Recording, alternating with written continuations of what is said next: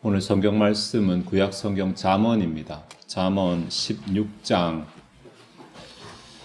본문은 1절에서 9절까지지만 봉독은 1절에서 3절만 하겠습니다. 잠언 16장 1절에서 3절입니다. 마음의 경영은 사람에게 있어도 말의 응답은 여호와께로부터 나오느니라. 사람의 행위가 자기 보기에는 모두 깨끗하여도 여호와는 심령을 감찰하시느니라.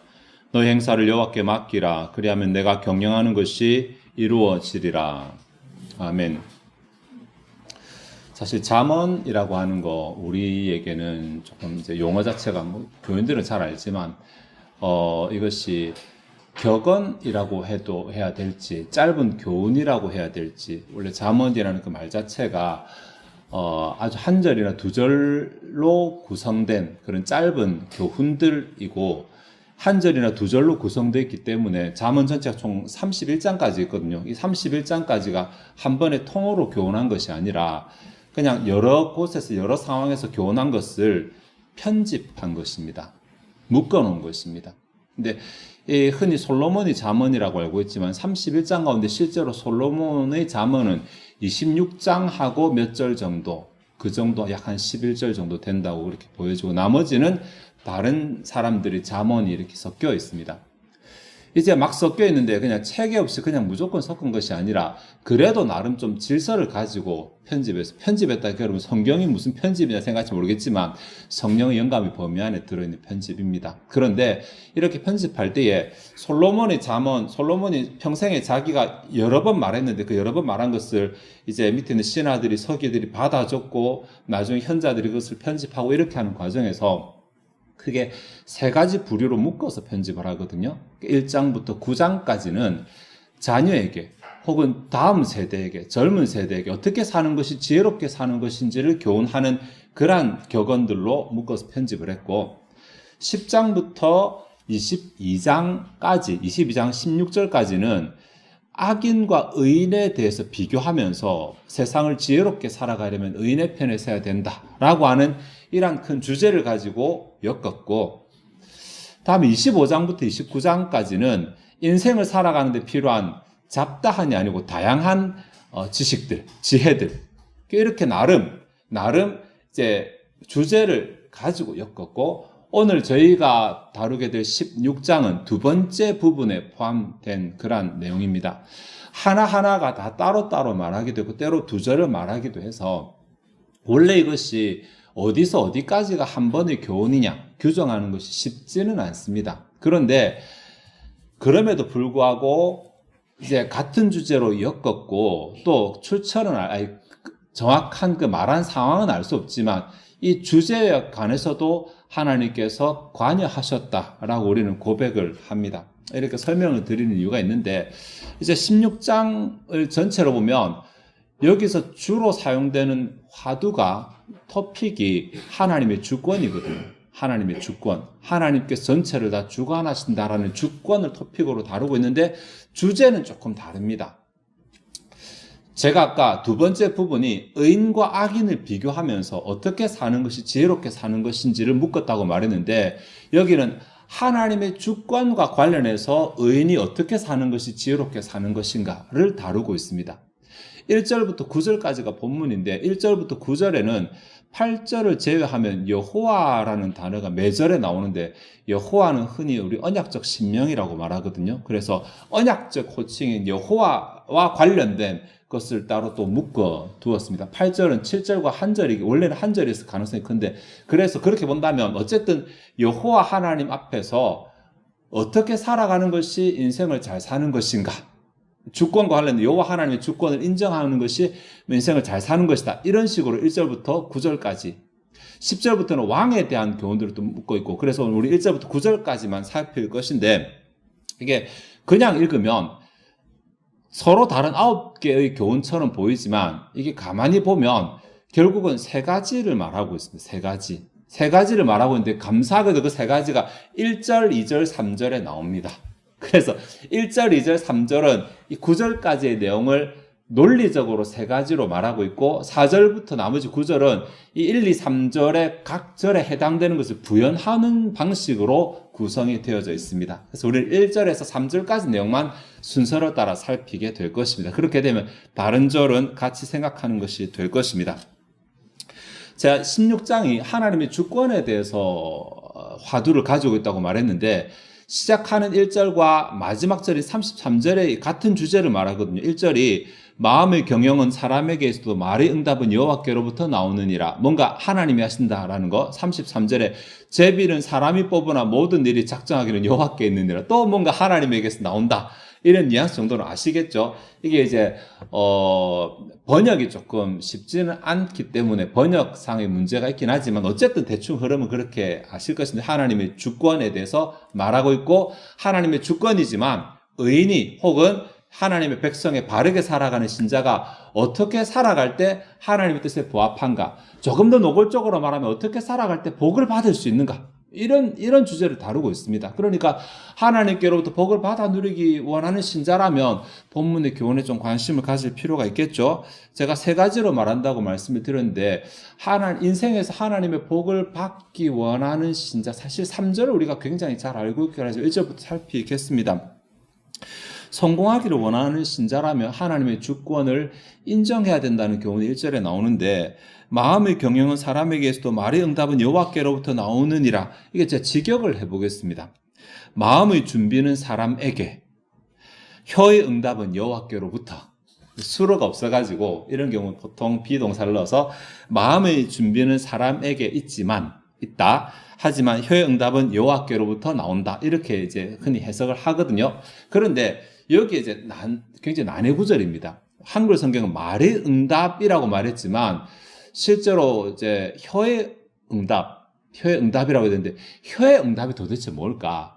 이게 마음의 경영, 그러니까 마음 가운데 계획하는 것하고 말이 나오면 그 사람이 계획했으니까 그 사람의 말에 뭐가 나와야 되는데 도대체 왜 이것이 객관화되어 있으며 여호와께로부터 나온다고 말하느냐?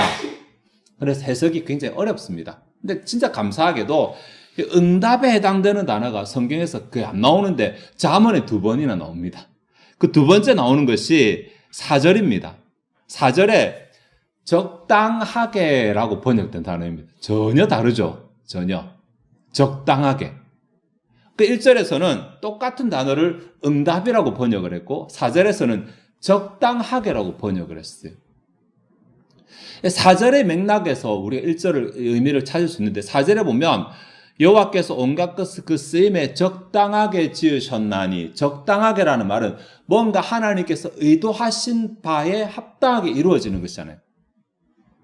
의도하신 바대로 제대로 된 것이잖아요. 결과물.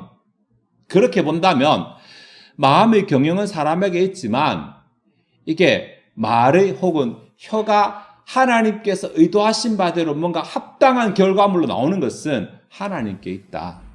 이렇게도 해석이 어렵죠. 그냥 읽을 때는 쉬운데 의미를 찾아 들어가면 쉽지 않은 본문입니다. 네. 어쨌든 우리 여기서 사람하고 하나님하고 서로 대비하고 있고 생각하는 거하고 확정하는 거하고 대비하고 있어요. 그러니까 뭔가 사람 머릿속으로 이것저것 고민하고 내 인생, 지금 인생의 성공에 대해서 말하니까 자기 인생의 성공을 위해서 뭔가 막 이거 해볼까 저거 해볼까 이렇게 할까 저렇게 할까 고민하지만 그것이 결과적으로 선하게 확정적으로 나오는 것은 사람에게서는 나올 수 없는 것이다. 하나님에게서 나오는 것이다. 이것이 확정되어 나오는 것은 하나님께 속한 것이다. 이런 얘기를 하고 있습니다. 이 주제를 가지고 본문에서 몇 곳에서 말하는데 9절에 보시면 사람이 마음으로 자기의 길을 계획할지라도 그의 걸음을 인도하시는 이는 여호와시니라. 같은 주제거든요. 마음으로 자기의 길을 계획할지라도 내가 이거 해야지 내년엔 저거 해야지 이렇게 한다 하더라도 실제로 그 걸음을 인도하시는 분은 여호와시니라 말했는데 한글 성경이 좀 번역이 정말 아쉬운 부분, 여기 인도하다라고 번역하면 좀 안 되는 것인데 이게 왜냐하면 이제 히브리어는 다 잊어버리셔도 됩니다. 히브리어는 이게 동사의 어간이 7개나 있어가지고 최소한 7개나 있어가지고 어떤 어간을 쓰느냐에 따라서 뉘앙스가 달라지게 되는데 잘못된 어간으로 번역을 해버렸어요. 인도한다가 아니라 사실은 경고하게 만든다라고 봐야 되거든요. 그러니까 그의 걸음을 견고하게 만드시는 분은 여호와시니라. 이렇게 보고 그의 걸음도 복수로 됐으니까 그의 걸음들을 이라고 해야 되니까 한 걸음 한 걸음을 하나님께서 견고하게 세워나가신다. 사람이 계획을 아무리 해도 그 계획을 자기가 이룰 수는 없다는 것입니다. 자기가 그 계획을 이루지 못하고 하나님께서 한 걸음 한 걸음 견고하게 만들어 주셔야지 결국은 내가 소망하는 바도 이루어지게 되고 내가 바라는 것도 성취할 수 있다라는 것입니다. 그러니까 결국은 인생이 성공하는 것이 누구 덕이냐? 내가 계획을 잘 세워서가 아니라 내가 결단을 잘해서가 아니라 하나님께서 그 말을 견고하게 해주시고 하나님께서 발걸음을 견고하게 해주시기 때문에 인생이 성공하게 된다라는 것입니다. 하나님의 주권은 하나님의 세상을 다스리신다는 것입니다. 요즘은 주권이라는 말을 번역할 때 주인의 권리, 주인의 어떤 힘 이렇게 말하면 거부 반응이 굉장히 많은 시대. 우리는 너무 이제 개인이 중요한, 인권이 중요한 시대이기 때문에 그러니까 주권이란 말을 요즘 잘 안 씁니다. 책임 혹은 뭐 주관적인 권한, 뭐 주도권 이렇게 말하는데 그게 뭐가 되든지 간에 어쨌든 내 인생은 내가 생각하고 내가 계획한다고 내 뜻대로 되는 게 아니라 실제로 내 인생의 키는 하나님이 쥐고 계신다. 이 사실을 알아야 된다는 것입니다. 근데 겉으로 보면 내가 하는 것처럼 보이고 내가 노력하는 것처럼 보이고 내가 일하는 것처럼 보이지만 하나님께서 만약에 계획을 취소해 버리시면 하나님께서 손을 거둬 버리시면 안 된다는 것입니다. 여러분 내가 가진 건강, 내가 가진 나이, 내가 가진 지혜, 내가 가진 인맥 이것 가운데서 하나님이 거두어 가시면 사라지게 될 것 한번 생각해 보시면 됩니다. 건강? 내가 가진 건강이 진짜 내가 내 맘대로 할 수 있는 것입니까? 하나님이 가져가 버리시면 그대로 끝나면 그거 하나 사라지게 되면 아무것도 못합니다. 아무것도. 네. 얘가 적절할지 잘 모르겠지만 밀림에서 편하게 죽는 동물은 없다라는 말이 있거든요. 이 밀림의 제왕이라고 불리는 사자도 호랑이들 우리 항상 TV를 통해 보면 건강하고 한참 잘 나갈 때의 모습을 보니까 이게 굉장해 보이고 코끼리 누가 건드릴 것이 이렇게 하는데 얘네들도 나이가 들잖아요. 나이가 들게 되면 결국은 누군가의 먹이로 끝나게 됩니다. 네. 사자도 죽을 때는 그냥 누군가의 먹이로 끝나게, 보통 하이에나가 뒤처리를 하게 되는데 누군가의 먹이로 끝나게 됩니다. 네. 그러니까 자기가 아무리 잘 나가더라도 이게 자기가 잘 나가는 그 시절의 이야기지 전체를 놓고 보면 항상 결과는 모든 동물이 똑같더라. 사람 다를까요, 사람? 네. 죄송합니다. 제가 이제 연세 드신 분들 계신데 제가 사람이 이제 나이가 점점 들어가게 되고 사고 말고 사람이 좀 나이가 들어가게 되고 사람이 무엇 때문에 죽게 되는가? 사람이 무엇 때문에 죽냐? 병 때문에 죽는 것이 아니라 결국은 나중에 움직이지 않아서 죽는. 이 말을 설명이 좀 필요하겠는데 이게 뭐냐면 사실 다리가 아파서 걷지 못해. 다음에 잘 먹지 못해 걷지 못해. 무엇 때문에 걷지 못해? 결국은 움직이지 않아서 몸에 근육이 빠져나가게 되고 움직이지 않아서 기능이 떨어지게 돼요. 시작이 몸의 어느 부분에서 나타나냐의 차이일 뿐이지 그 결국은 몸이 움직이지 않아서 몸에서 근육이 빠져나가게 되고 면역이 떨어지게 되고 하는 순서는 똑같으라는 것입니다. 네. 잘 나갈 때, 건강할 때, 좋을 때 이때는 내가 세상의 주인공이처럼 보이지만 내가 세상의 주인공이 아니라는 것을 내가 가진 것이 내 것이 아니라는 것을 깨달아갈 때가 되면 내가 세상의 주인공이 아니었구나. 세상이 내 뜻대로 되는 것이 아니었구나라는 것을 알게 될 것입니다. 네. 솔로몬이 말하기를 내가 마음속으로 아무리 계획해봤자 사실은 내가 계획해서 되는 게 아니라 하나님이 밀어주시고 하나님이 되게 하시고 그렇게 해서 되는 것이다. 하나님이 내 인생의 주권자이시다. 하나님이 내 인생의 관리자이시다. 이렇게 말하고 있습니다. 이것을 인정하는 것에서부터 신자의 복이 시작됩니다. 그게 아니면 내가 잘 나갈 때 내가 얻은 것으로 착각할 뿐이고 실제 신자의 복은 하나님이 세상의 주권자이시며 하나님이 내 인생의 주권자이시라는 사실을 인정하는 것에서부터 시작된다. 두 번째 교훈이 2절인데 사람의 행위가 자기 보기에는 모두 깨끗하여도 여호와는 심령을 감찰하시느니라. 자, 뭔가 이게 평가에 대한 것이거든요. 평가. 사람이 보기에 자기 행위가 다 깨끗해 보인다. 하나님은 심령을 감찰하신다.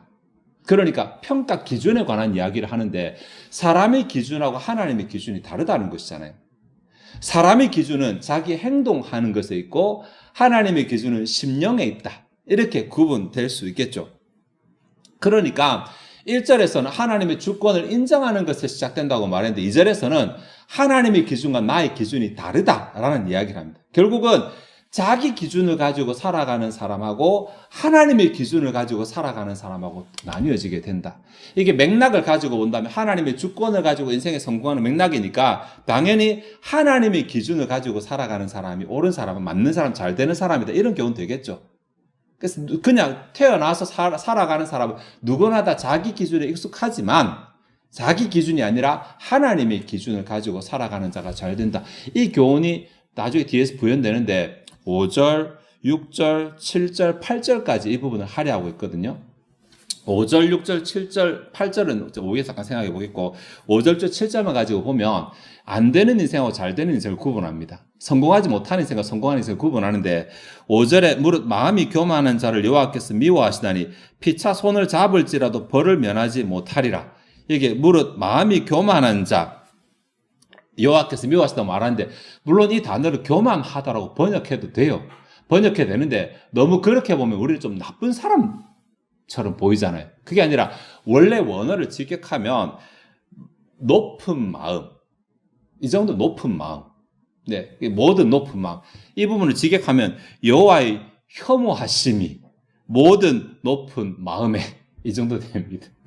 네, 여호와께서 미워하신다 정도가 아니라 여호와의 혐오하심이 모든 높은 마음에, 이제 교만한 것이 아니라 높은 마음. 이 높은 마음이 뭐냐면 자기를 높이는, 자기를 중요하다 생각하는 것이거든요. 그러니까 다른 사람보다 내가 더 높다고 생각하거나 다른 사람보다 내가 더 낫다고 생각하거나 혹은 반대로 다른 사람이 나보다 더 낫다고 생각하거나 이런 것도 포함이 됩니다.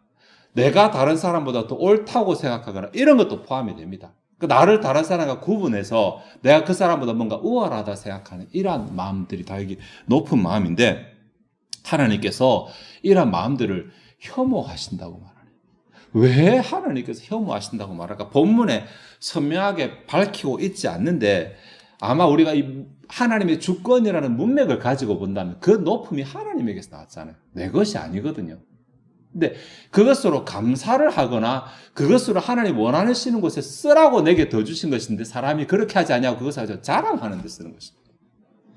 다른 사람을 멸시하는 데 쓰는 것입니다. 그러니 하나님께서 싫어하시는 것입니다. 네.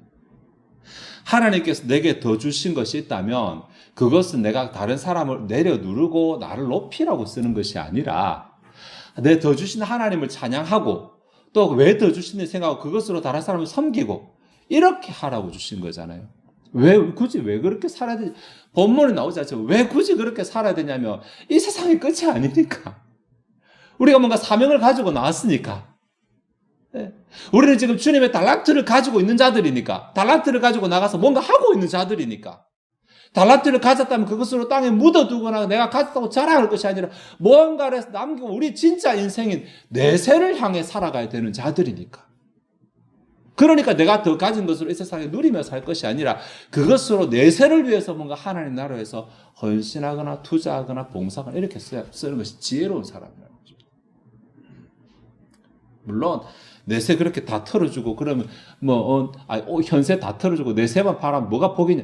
그렇지 않습니다. 그렇지 않습니다. 네, 하나님은 이 세상에서도 내가 헌신한 것에 대해서 복을 주시고, 네, 내세에서도 복을 주시기 때문에 그거 걱정 안 하셔도 됩니다. 오늘 본문 얘기 아니니까 어쨌든 여기에 마음이 교만한, 그러니까 자기를 높이는 자, 자기를 지키는 자, 자기가 중요하다 생각하는 사람. 그래서 다른 사람을 낮춰보거나 깔보거나 다른 사람을 무시하고 이렇게 하는 것은 하나님이 혐오하시는 마음입니다. 본인이 모를 뿐이지. 그래서 자기는 자기 행위가 다 옳다 보인다고. 네. 나는 잘하고 있다고, 나는 제대로 하고 있다고 생각하는 것입니다. 근데 내가 제대로 하고 있다를 가지고 평가하지 말고 내가 다른 사람을 어떻게 보는가를 가지고 평가하는 것입니다. 내가 다른 사람을 어떻게 대하는가? 혹은 내가 다른 사람 무시하고 있는가? 다른 사람 내가 깔보고 있는가?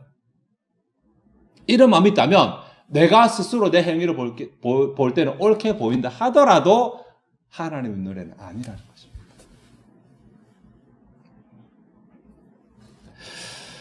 육절을 보시면 인자와 진리로 인하여 죄악이 속하게 되고 여호와를 경외함으로 말미암아 악에서 떠나게 되느니라. 이거 운문 형태가 가지는 전형적인 평행구입니다. 평행법인데 그 상반절과 하반절이 같은 교훈을 이렇게 두 번으로 나누어서 한다고 생각하시면 돼요. 그렇게 보면 인자와 진리하고 여호와를 경외함이 같은 맥락이거든요. 인자와 진리, 중어법을 쓰고 있는데 여기 인자라는 말은 다른 사람에게 자비를, 즉 마음이 높은 것과 정반대입니다. 다른 사람에게 은혜를 베풀고 다른 사람 섬기고 이렇게 하는 마음, 친절을 대하는 것. 다음에 진리가 여기 왜 나오냐? 진리를 번역하는 게 맞냐? 진심으로 번역하는 게 맞냐? 이건 조금 논란이 있지만 같이 보고 나면 진심으로 다른 사람에게 친절을 베푸는가? 이렇게. 진심으로 다른 사람에게 친절을 베푸는 것이 무엇과 짝이 맞냐면 여호와를 경외하는 것과 짝이 맞습니다. 네. 진심으로 다른 사람에게 친절을 베푸는 것이 곧 여호와를 경외하는 것입니다. 평행법을 가지고 이 부분을 떼면 그렇게 나올 수 있습니다. 네.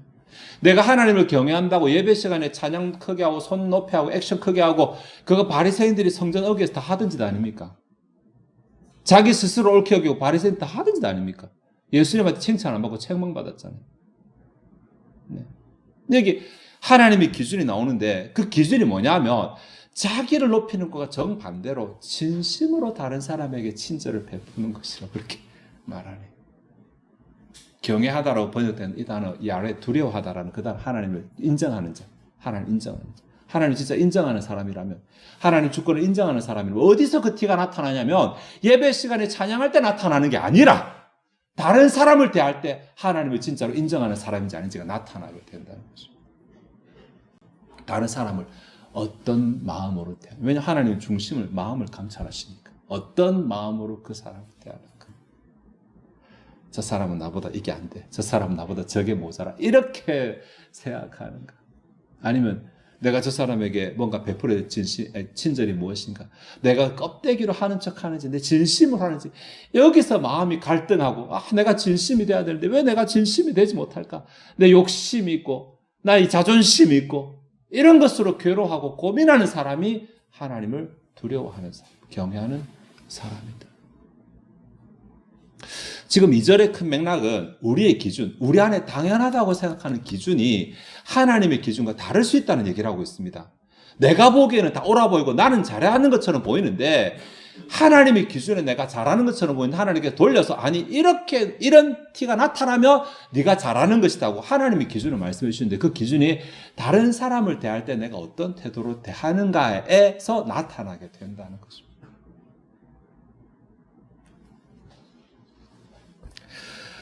7절에 사람의 행위가 여호와를 기쁘시게 하면 그 사람의 원수라도 그와 더불어 화목하게 하시니라. 요거 오해하셔가지고 내 원수 화목하기 위해서 하나님을 기쁘시게 이거 아닙니다. 네, 하나님을 기쁘시게 하면 원수가 화목하게 된 이 일은 우리로는 불가능한 일이잖아요.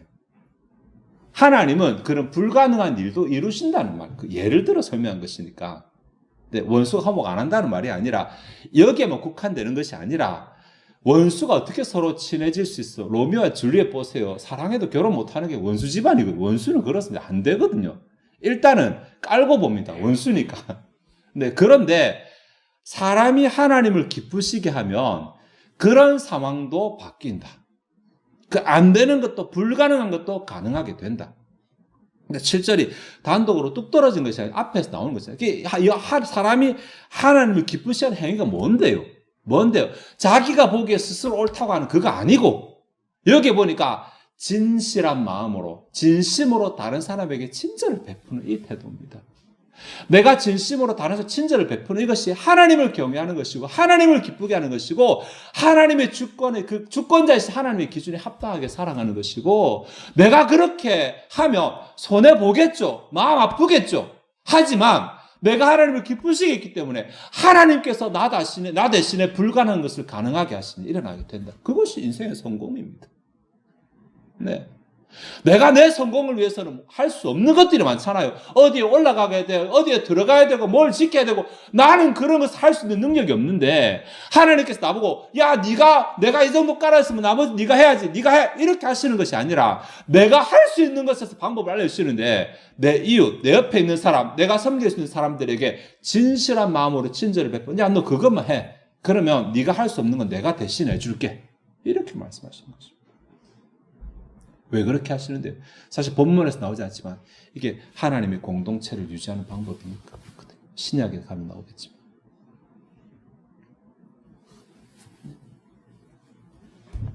그래서 다시 돌아오면 두 번째 격 내 기준이 내 생각이 그냥 맨날 살아가다 보면 나는 내 삶에 익숙해서 내 생각에 익숙해서 나처럼 살아가면 나 정도 살아가면 괜찮다라고 그냥 생각을 해버리기 쉽습니다. 거기에 대해서 아니 내가 진짜 하나님의 주권을 인정하는 신자 진짜 하나님의 주권 안에서 내가 성공하기를 바라는 신자라면 하나님의 주권을 인정합니다 말로 끝낼 것이 아니라 내 삶의 기준이 하나님의 주권을 인정하는 기준으로 바뀌어 하나님이 알아서 하신다라는 사실을 인정한다면 하나님이 내게 하라고 하시는 그것을 하면 됩니다. 나머지는 하나님 알아서 하실 것이니까. 아니 내가 급한 건 저건데 하나님 왜 저거 안 해주시고 쓸데없는 일 하라고 하십니까? 나와 내 성공과 상관없는 일 하라고 하십니까? 이렇게 생각할 수 있지만 하나님의 주권을 인정한다면 하나님이 주관하신다는 사실을 인정한다면 하나님이 책임진다는 사실을 인정한다면 야 그거 내가 할 테니까 그거 믿고 나한테 맡기고 너는 내가 시키는 일이나 해. 그냥 네 주변에 있는 이웃 내가 네게 붙여준 지체들 주의 몸된 교회 지체들 그들을 섬길 때 진심으로 섬겨 진심으로 친절을 베풀어봐. 그러면 네가 한 거 내가 그거 보고 인정해서 네가 할 수 없는 거 내가 해줄게. 이렇게 말씀하시는 거예요. 그 다음 세 번째 3절 인생의 성공을 원하는 신자에게 본문이 주는 마지막 교훈이 3절인데 너희 행사를 여호와께 맡기라. 그리하면 내가 경영하는 것이 이루어지리라. 맡기기만 하면 돼요. 사실은 3절을 먼저 살펴야 되는데 제가 오늘 반대로 살폈거든요. 인생의 행사를 하나님께 맡기면 하나님께서 이루어 주신다고 말하네. 이보다 선명한 복 어디 있습니까? 근데 이제 문제가 뭐냐면 맡길 수 있냐는 것입니다. 네. 여러분 기도할 때 하나님 내한테 이런 문제인데 하나님 좀 가져가세요 말하는데 기도 끝나고 홀가분한 마음으로 기도 자리를 나서느냐 기도 끝나고 실컷 쏟았던 거 다 걷어서 다시 마음속에 품고 돌아오느냐 여러분 아시잖아요. 네. 이게 내가 안 맡겨서 하나님 경영을 경험하지 못하는 게 아니라 못 맡기는 거예요. 불안해서 못 맡기는 게 아니라 맡기고 싶은데 잘 안 되는 거예요. 성경에 여호와께 맡기라 되죠. 이 단어가 원어로 보면 정말 재밌는데 이게 맡기다는 말이 여러분 길갈이라는 단어가 굴리다라는 말이 굴리다. 네, 이게 그 단어입니다. 그러니까 굴려라. 하나님을 향해서 굴려라. 하나님을 향해서 전치사도 진짜 하나님을 바라보면서 하나님께 갖다 놓는 것이 아니라 하나님 좀 멀리 거리가 있으신데 여기서 하나님 자 받으세요로 볼륨을 굴리듯이 밀어내는 거죠. 우리 기도에서 하는 거 너무 똑같습니다. 네, 내가 하나님 안에 있으면 하나님이 가져가신다든지 하나님께 내어드린 이런 용어 쓰면 좋은데 여기서 그렇게 안 하고 하나님 향해서 내가 가지고 있는 굴려라 이렇게 말합니다. 네. 근데 이게 잘 안 되는 거예요. 우리 방간데 생각이 잘 안 되고 근데 그 잘 안 되는 이것을 또 따지고 뭐 결국은 내가 내 인생의 주인인 거예요. 내가 내 문제를 지고 있고 내가 내 인생을 지고 이런 생각이 있으니까 하나님의 주권과 위배되니까 잘 안 되는 거예요. 어떻게 하면 하나님의 주권을 인정하시는데 그것 때문에 1절과 2절이 필요한 것입니다. 3절이 그냥은 안 되니까 내가 맡기고 싶죠. 잘 안 맡겨지니까 자, 이 순서대로 해봐. 하나님이 세상의 주인이라는 사실을 인정해.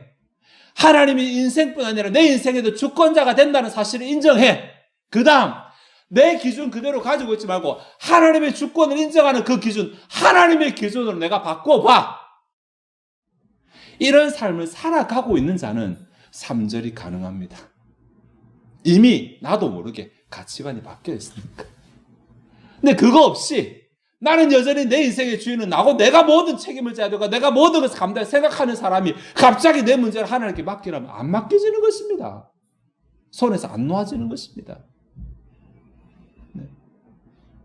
그러니 결국은 3절에 내 인생의 문제를 하나님께 맡기고 싶니? 하나님의 주인이신 것을 맡기고 싶니? 그래서 하나님이 경영하시를 경험하고 싶니? 그러면 1절과 2절을 점검해봐. 1절, 나는 하나님의 주권을 인정하고 있는 거야. 말로는 얼마든지 인정하죠. 말로는 하나님 주인이십니다. 주님 얼마든지 하죠. 네, 인정하고 있는가? 나는 인정한다고 생각한다면 그 다음 2절, 내 기준은 하나님의 기준인가? 내 기준은 나 중심의, 내가 중요한, 내가 주인의 기준인가? 아니면 그냥 나는 하나님이 하라는 것을 하고 하나님께 기대하고 있는 하나님의 기준인가? 네. 그래서 내 상황이, 내 정도가 지금 나는 내가 내 인생의 주인이지 하나님이 내 주인이 아니다 라고 생각하는 단계라면 1절을 목표로 신앙의 노력을 하시고 하나님의 주권을 인정하는 것을 나는 하나님의 주권을 다 인정해, 다 인정한다고 생각하시는데 그런데 막상 삶에서는 여전히 내 기준을 가지고 살아간다. 내가 좋은 것을 하고 내가 필요한 것을 하고 내가 맞다고 생각하는 것을 하고 성경에서 이렇게 말해도 내가 그것을 해석하고 합리화하고 내 기준으로 살아간다 그러면 아니 내가 순수하게 하나님의 기준으로 살아가는 오늘 본문에서 구체적으로 딱 제시하고 있죠. 하나를 이웃에게 진심으로 친절을 베푸는 것. 사실 그게 전부 다입니다. 하나님 사랑, 이웃 사랑 전부 다입니다. 이웃 사랑하면 하나님 사랑하는 것 전부 다입니다. 그러니까 내가 내 이웃에게 진심으로 친절을 베푸며 살아가는 것. 네. 그러한 삶을 노력하면 하나님 맡기는 문제가 자연스럽게 나에서 해결될 수 있습니다. 네. 인생에서 성공을 원한다면, 성공 안 원하는 사람 없겠죠? 인생에서 성공을 원한다면, 자, 오늘 본문이 주는 이 세 개의 단계 가운데 내가 하나님께 그냥 무턱대고 하나님 내 맡깁니다 이렇게 할 게 아니라 그렇게 할 게 아니라 내가 하나님께 진짜로 마음 중심에서부터 맡길 수 있는 마음으로 바뀌도록 1절과 2절의 단계 가운데 내가 어디쯤 있는지 점검해 보시고 네. 거기서 또 한 걸음 더 나아가고 바란다면 3절의 상태까지 나아가서 하나님께 맡기고 우리 경영하는 것을 하나님께서 이루시는 그 결과를 누리는 저와 여러분 되시기를 바랍니다. 기도하시겠습니다. 하나님 오늘 잠언 16장의 내용을 가지고 우리가 입술로 항상 하나님의 주권을 인정하고 고백한다고 말했던 것이 실제로 내 삶까지, 내 생활까지, 내 가치관까지 뻗어 있는지를 생각해 보았습니다. 하나님의 주권을 인정하는 자라면 당연히 모든 문제를 하나님께 맡길 수 있을 것인데 우리가 맡기지 못하는 것은 입술로는 하나님의 주권 말하지만 정작 내 가치관은 내 마음 중심은 하나님의 주권을 시인하지 않고 부인하고 따르지 않고 있기 때문인 것이라고 우리에게 지적해 주십니다. 하나님 우리의 마음을 주의 말씀을 거울 삼아 살펴보게 하시고 내 생각에서부터 하나님의 주권을 인정하지 않는다면 내가 성공하고자 하는 인생은 결국 내 손에 달린 것이 아니라 하나님의 뜻에 달려있다는 사실을 깨닫게 하시고 하나님의 주권을 인정하게 하시고 내가 하나님의 주권을 인정하지만 그 가운데서도 내가 원하는 삶을 살아가고 있다면 내가 원하는 삶을 살아가는 것이 하나님이 혐오하시는 바이고 하나님의 주권을 인정하는 자에게 하나님께서 원하시는 것은 하나님의 기준을 따라 살아가는 것이라는 사실을 알게 하셔서 삶에서 하나님의 기준으로 하나씩 바꾸는 노력을 삶을 살아가게 도와주옵소서. 그렇게 살아가는 가운데 어느 순간 우리의 마음 가운데 정말 하나님의 주권을 인정하는 가치관과 그러한 세계관이 자리 잡았을 때에 우리에게 닥치는 모든 문제는 하나님의 손 안에 있는 것이고 그 문제를 벗어나게 하시는 분도 하나님이시고 그 일을 해결하는 것도 하나님이라는 사실이 믿어지게 하시고 자연스럽게 문제를 하나님께 내어드리는 자까지 성장할 수 있게 은혜 베풀어 주옵소서. 우리 심히 연약합니다. 또 머리가 계산적입니다. 그리고 우리의 마음이 세속적입니다. 그래서 하나님의 말씀을 들었음에도 불구하고 끊임없이 우리의 마음은 또 어려운 것은 피하고 싶고 힘든 것은 넘어가고 싶고 눈 감고 싶고 이러한 유혹들이 생깁니다. 성령께서 도와주셔서 우리가 잘하게 하시고 또 성공하게 하시고 하나님을 경험하게 하시고 그것이 재미있어서 더 많이 하나님을 경험하도록 노력하는 삶을 살게 도와주시기 원합니다. 이 시간 저 앞에 준비된 예물을 드리고자 합니다. 우리의 마음이 즐거이 하나님을 헌신하게 하옵소서. 감사드리며 예수 그리스도의 이름으로 기도하옵나이다. 아멘.